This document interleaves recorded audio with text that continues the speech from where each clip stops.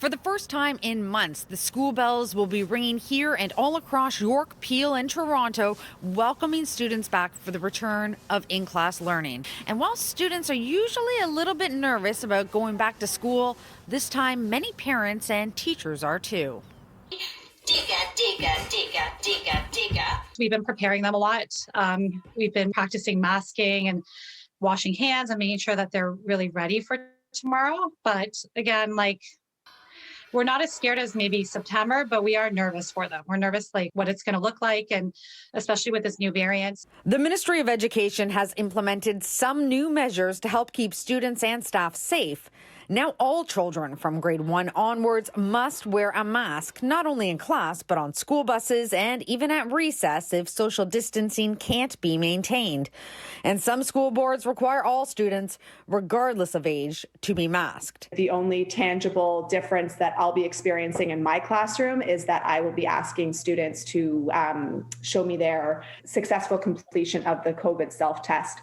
So what I can see in my classroom in terms of changes and upgrades, it's not going to feel all that different. Increased cleaning efforts with more custodial staff at some schools will help to keep spaces cleaner.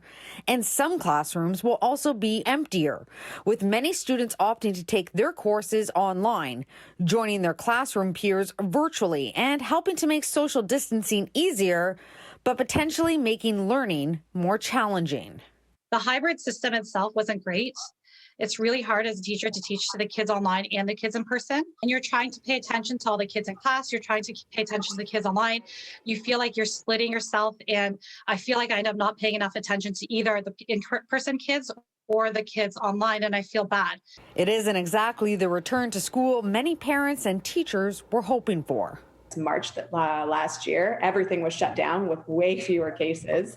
And now we're opening back up with quite a lot more cases and these new strains that are supposedly more aggressive. So, yeah, I definitely do have some concerns about going back. But that being said, it's a balancing act, right? Now, just a reminder, just because kids are back in class and businesses are starting to reopen doesn't mean that social gathering limits should be ignored.